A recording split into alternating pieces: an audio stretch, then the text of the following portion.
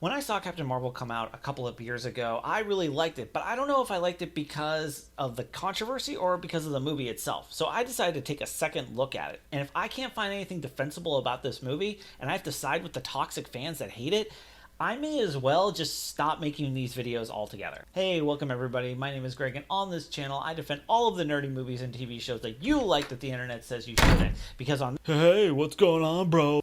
who are you? What are you doing here? And how did you even get into my video? I'm Toxic Fan, bro, and you'll never be able to defend this movie. Whatever. First thing I want to talk about is the de-aging technology that was used. That was so cool. And what was great was being able to see Coulson and Nick Fury at a younger age. And besides that, Sam Jackson actually did a great job taking advantage of the de-aging technology and really coming through as a real young Nick Fury. Yeah, that's good, but there aren't any more good characters outside of Nick Fury. Okay, I don't even know how you got here, but that's incorrect. Because Goose is actually a phenomenal character. Okay, it's just a cat, but cats are freaking awesome, man. And not only that, this was an alien cat.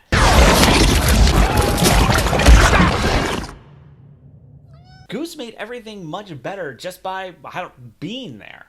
Okay, Goose is pretty cool, but Captain Marvel doesn't even have a character arc. She's like a Mary Sue. She doesn't grow at all. At first glance, it might seem like Captain Marvel doesn't have an arc, but if you think about it even just a little bit, she actually does. Oh, yeah? Yeah, she starts off being a character being told how to feel and what to do. And on top of that, she's actually told what her entire past is, and who she actually is being told by her captors. And throughout the movie, it's about her breaking free from those shackles. Basically, she's been gaslit this entire movie until the very end. Yeah, but she's still a super powerful Mary Sue. Okay, I don't even care what that actually means, but she did have to struggle. She went from being somebody full of self-doubt and told not to be confident in herself to finally being somebody who isn't looking for approval at all. And that's actually a cool character arc, and probably one that's pretty important, even if it doesn't relate to you, toxic fan bro. Are you calling that an arc? It's not even good. Alright, that's fine. It didn't really work for me, but it wasn't like it didn't work for nobody, or that it doesn't make any sense, or to even say that she doesn't have a character arc in general. Huh, that's one for me.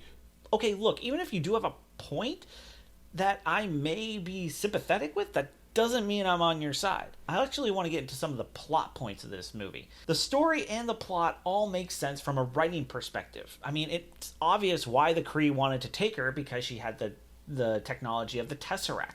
And it's obvious why the Skrulls wanted her, because she was going to lead them to the thing that was going to save their entire race. And I also think it's a lot of sense that the Kree are the true villains. I mean, how many of us become disillusioned by something that we think is right, but then we find out is wrong later? And although some people may not have liked the way that Carol Danvers was portrayed, or even Brie Larson's performance, that doesn't necessarily mean that it's bad. In the comics and in other portrayals, such as Avengers, Earth's Mightiest Heroes, Carol Danvers is not a quipper. She doesn't make jokes, and she is pretty stoic. You know how to fly this thing? We'll see. That's a yes or no question. Yes. If you ever saw her in Room, you know that she can be a very subtle actress. And I think some of that subtlety comes off as really wooden, when really what it is her playing Carol Danvers the right way. Because Captain Marvel isn't a Star-Lord. She's not a Tony Stark. She's different from that. And that's the kind of character that Brie Larson can play really well. And I actually don't see that as being a negative performance. I see it as being a real positive performance. Yo, bro, so what do you think? Is this defensible? I think that Brie Larson did a good job as Carol Danvers. The de-aging technology is great. I mean, Goose, there's nothing wrong with Goose. Did everything work for me? Not necessarily. Amnesia storylines like this don't work for me because there's no tension as to what the character's going to find out. Haha, you hate it. Admit it sucks, bro. Okay, you have to stop, because that's not what I said at all. And there's more good stuff than the bad stuff. So for me, this was an overall very entertaining movie that I'd watch again and again. But Brie Larson hates you, man. No. I'm not going to just end it on that.